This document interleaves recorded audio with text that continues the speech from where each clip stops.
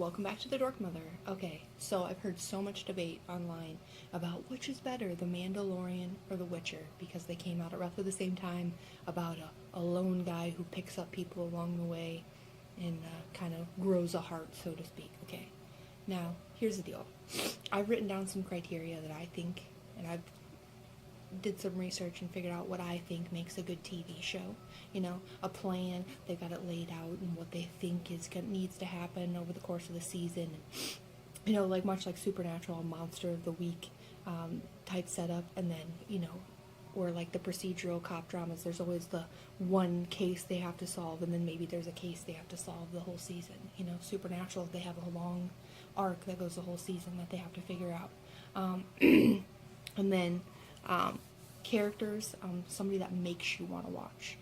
The reason the show You is so popular is because even though you know Joe's a killer, something about him makes you just... Some people want to root for him, some people want to see the crazy thing he's going to do next. Okay?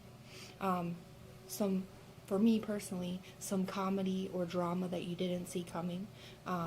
You know, some comedic moment that maybe you're like, whoa, like I didn't see that coming, alright, and you chuckle out loud, you know, or some drama, like I mentioned in a previous video, The Red Wedding, where you're like, if you didn't read the books of Game of Thrones, you were like, did that just happen? Okay? And then some conflict, whether it be the characters' internal conflict, or a conflict that's between characters, you know, that they have to figure out and solve before the season's end, or sometimes a cliffhanger, where you're at the end of the season, you're like, I have to wait a whole year or 2 years to see what happens next. Oh my god. And based on those criteria, that's what I'm going to be judging The Witcher and The Mandalorian in competition with each other. Okay, so each of them has their own somewhat Monster of the Week feel. The initial episode of The Mandalorian, he goes ahead and goes on the mission to get the child, Baby Yoda. And each episode after that is, you know, either he's, you know, helping out the fishermen villagers, or, you know, something else where, you know, he has the child with him, but, you know, which is his overall season arc as far as Baby Yoda is concerned, and dealing with the consequences of not taking him back for the bounty. And then as far as The Witcher's concerned, you know, he hunts different monsters, he solves different problems, he helps different people, but the overall arc, even if he's not completely entirely aware of it, is to get to Ciri, Princess Cirilla, the Lion Cub of Sintra. Okay, also, each of them has the badass hero that's kind of a lone wolf. In Geralt's case, the White Wolf is what he's called. But they come up with people along the way that they bond with, that they didn't really think they would bond with.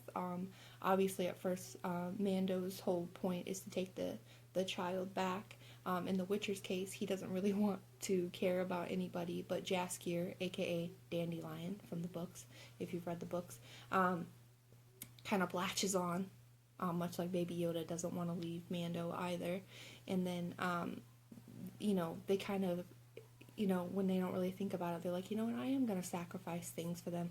In the case of The Witcher, when Jaskier got in trouble with the djinn and got the big giant lump in his throat, he went through a lot of crap with Yennefer in order to help out Jaskier. Even though he didn't really think that he cared about him, he wasn't going to let him die, or and for the most case, lose his one mode of making money, which was singing, regardless of how much he makes fun of his singing abilities. You know, essentially Mando went ahead and, you know, ruined his standing in the bounty hunter community. Not that you could have a good standing, I guess, in the bounty hunter, but his good reputation as far as getting the job done by not turning the child back in. So, quite similar in that respect. As far as the whole season plan for each series, as far as The Witcher, I read the books and the timeline was still hard for me to understand.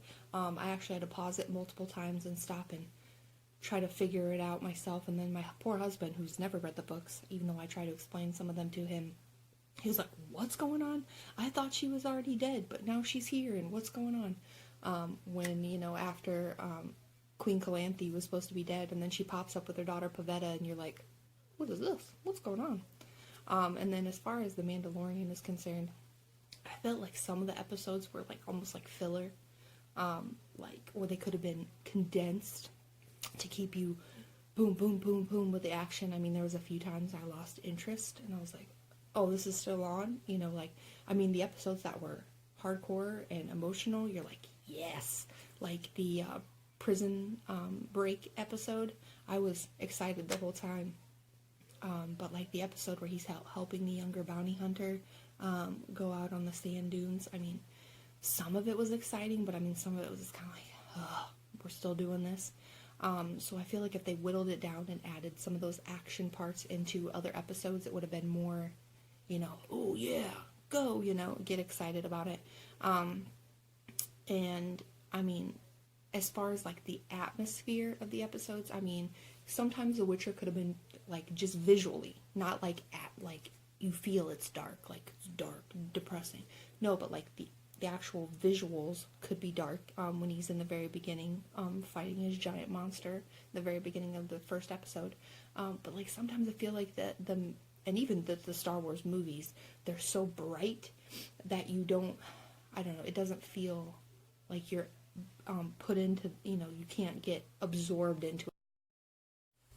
As far as peripheral characters are concerned outside of Mando and Geralt themselves, I feel like Gina Carano's character was very, very interesting, and, you know, they could have delved into her backstory more about, you know, being, you know, a fighter and doing all that stuff, and really how she came to be there on that planet specifically. I know they hinted at it, and, you know, who her allegiances were, and, you know, or lied with and stuff like that, but I really think you know, she was underutilized. I mean, when I saw that she was going to be in the show, I was really excited. I'm like, oh yeah, him, you know, even if she was going against him, it was going to be interesting, you know, because she's a force to be reckoned with. I know a lot of people talk about her acting abilities. I think she's doing a lot better. She's come a long way, even from Deadpool. I seen a movie with her in 2011 called Haywire, and the whole point of it is that she's like an assassin that has to come back from being betrayed and, you know, figure it out. And honestly, I mean, I didn't think her acting was bad, but I mean, she's come a long way since then. And I mean, just for fighting alone, it gives it a sense of realism, which is why I enjoy The Witcher for Geralt / Henry Cavill's realism, as far as, you know, he doesn't use stunt doubles, he does it all himself. And then as far as The Witcher's peripheral characters, Yennefer and Cirilla, aka Ciri, I really feel that people on the internet are saying a lot about how Yennefer, you know, that wasn't treated well as far as, you know, women in storytelling. And I'm going to go ahead and throw that out. Person that read the books, they honestly really elaborated on, and you really feel for her about how crappy her upbringing was, looking the way she did, and then she went to all that trouble to, you know, be powerful and not be someone that can be walked on, and then in order to do that, she had to give up something she didn't know at the time that she was going to be desperate for, but that was her ability to have children. And a lot of people say, well, that they did her dirty as far as that's concerned, and I don't agree. Like I said, having read the books, I mean, that's her and Geralt's biggest conflict, is she wants her children, you know, to have children so bad, and all the things, you know, and who she's willing to betray to do it. And Geralt, you know, they say he can't feel feelings, but there's so much of the time that it feels like he would just wants her to stop, maybe be with him, have him be enough. Although he won't say that out loud, but that's subtext. And then Ciri, who's supposed to be much, much smaller in the books, I'm excited to see where that's going to go. I do feel like she got duped a few times, but and that would make more sense if they had her at the age that she was in the books, as far as like she's like 10 when all this happens, and in this she looks like to be at least 14. And I'm not saying teenagers don't get duped, but I'm just saying some of the things that she falls for, or that she goes with, you know, seem a little more younger child problems, as opposed to, you know, getting into be your mid-teens. But we'll have to see. I'm excited now to see that her and Geralt met up at the end. Spoiler, that how that's gonna go. Of course, the one thing about Mandalorian that everybody talked about is Baby Yoda, and all his cute little moments, which I do agree with. And I mean, I laughed and I've watched GIFs and memes about all of it. But I will say this, as far as, you know, the cuteness, comedic factor, he brought that to the Mandalorian, and I feel like Jaskier, aka Dandelion, brought that to The Witcher. You know, them and their arguments about, you know, different things, and him wanting to go with Geralt and Geralt not wanting him to go with him, and the different things that they get up to. And you know, his very, how would I say, his very flamboyant way of acting while being the biggest man whore you've ever met in your life, is very funny. And you know, of course, the ever memeable, ever, you know, getting locked in your head, toss a coin to your witcher, which I've drove my family crazy with, because I'll randomly walk into the room and sing it, and then they'll have it stuck in their head for the rest of the day. As far as The Witcher versus Mandalorian, as far as in my personal opinion, you know, I feel like the Mandalorian does CGI better. The only CGI they really did, because the most of it was practical effects, the only CGI they really did was the dragon on The Witcher, which it was definitely no Drogon from Game of Thrones. But, you know, like I said, as they expand, their budget will expand. So obviously the Mandalorian did CGI better. But like I talked about before, the brightness, it honestly made me feel like it was the prequels, with the pod races and stuff, where it's like everything's fake. The CGI, just everything's, and I understand they can't go to another planet or whatever, but like more practical effects, like the original trilogy of Star Wars, just is something that I feel would be better. Mandalorian's definitely more kid friendly. The Witcher has lots of naked body parts, and my daughter was very disappointed that I was like, yeah, you're not watching that yet. But as far as the action scenes, they both draw you in. When, you know, like I said, when there's good action, you're like, oh yeah. I personally think, but like I said, because Henry Cavill puts his self into it, and his dedication and his passion adds something to the watching experience. Now, if you didn't know that going into watching it, it might make you feel different, but obviously I'm an interview watcher and a researcher, so to me, I look into those sort of things. One of the things that frustrates me is, like, Pedro Pascal is an amazing actor. I mean, you look at Oberyn on Game of Thrones and you're just like, I don't want to watch that guy. But it was just frustrating. I understand he's a Mandalorian and they wear the helmets, but it honestly felt like at most times, until like the last episode when they took his helmet off, spoiler alert, honestly, it could have been somebody else's stuntman in the outfit, and he could have just been doing a voiceover, because it didn't feel like he needed to be there. As far as one of the characteristics I brought up earlier about what makes a good show, and I've touched on some of them, but the conflict, you know, Geralt's internal struggle is that he thinks that he just wants to go about his, you know, life, being a witcher, going town to town, killing monsters, making money. And for some reason, as scary as people think he looks, he always, you know, picks up people along the way, or, you know, gets people who care about him, regardless of if he shows any affection back, in Jaskier's case, or in Yennefer's case, he shows affection back, makes a wish that hurts her feelings / pisses her off, and then everything kind of gets ruined.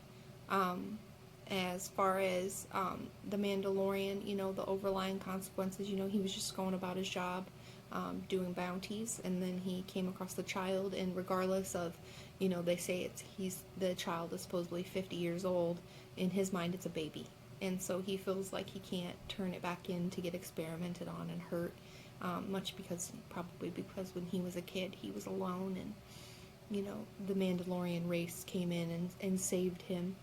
And then as far as like Yennefer's internal struggle is that she wanted power, but in order to gain power, she lost her power to bear children, and now she wants that power back. All the things that she thought she wanted when she was younger, when she was her hunchback with her crooked jaw, you know, now maybe don't seem so important, because of the fact that, you know, she lost what she really wanted. She didn't know she wanted at the time, but she really wanted children. And then Ciri, That poor kid lost her parents, lost her grandma, and I mean essentially her grandpa, I guess you would say too, and then was running around trying to figure stuff out, and she finally finds Geralt at the last minute, and we don't really see how that accumulates, because that's like the cliffhanger, which that's always gets you to want to tune back in. Of course, I'm a little frustrated. That's about a year and a half probably until the next season comes out, but we'll have to see.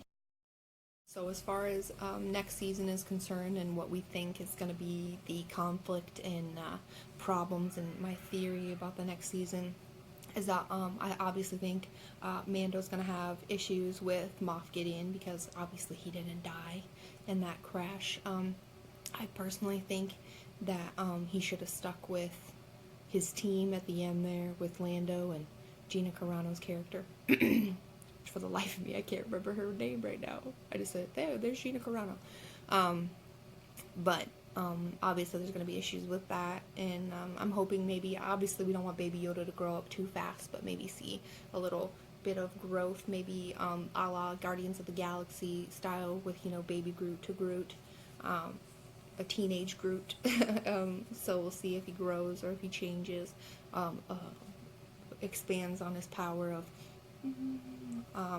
and then obviously on The Witcher, now that all 3 timelines are lined up, and Geralt and Ciri are together, we'll have to see how that goes. As far as Yennefer's concerned, spoiler alert, even though it looks like she's dead, she's not dead. She's very important in the books. Yennefer. You can't have little Geralt action without some Yennefer action. They go hand in hand. We'll see how this animated movie goes. They're anime, it sounds like, not animated, that they're gonna do in between. I understand that they want to keep people interested, but I'd rather they just put a rush on the next series, because it's not going to be the same without seeing Henry Cavill doing his, because in an interview I watched, he said at any point you see any part of Geralt, whether it be just his hand or his foot or anything, that's him. He didn't use a stunt double. He learned how to sword fight, all that, the battle of Blaviken, where he becomes the butcher of Blaviken, that's all him. All that fighting, obviously he's not really stabbing people, but the actual fighting, swords swiping, shoom shoom, that's all him. So my personal verdict, if I had to pick one, obviously it's going to be Witcher. But like I said, I'll watch Mandalorian again. And if the next season comes out, when the next season comes out, I'll definitely watch it. I will say this, that if it wasn't for The Mandalorian, I definitely wouldn't have had Disney Plus. That's a whole nother can of worms, but I'll say this, nostalgia only takes you so far. It only took like a week for me to get over the fact of, all these movies from when I was a kid and when I was a teenager, and and I watched them and then I was done. And then they started pulling them off because they didn't have the licensing agreements for all of them. So if it comes down to it and somebody makes me pick, I'm going to pick Witcher over Mando, and I'm going to pick Netflix over Disney. But that's just a personal thing for me. Each person their own. Disney's a big, powerful company, but personally, I think what they're doing is deterring people from buying their DVDs, because they can go on and they can watch Marvel movies and all that stuff, and all the live-action remakes like Aladdin and stuff like that, and Lion King, anytime they want, and they don't need to buy the DVD. So, but, yeah, Netflix and Witcher over Mando and Disney. That's my verdict. Thanks for watching The Dork Mother. Please like and subscribe. Comment if you have any questions or you just want to say hello. Thank you. Bye.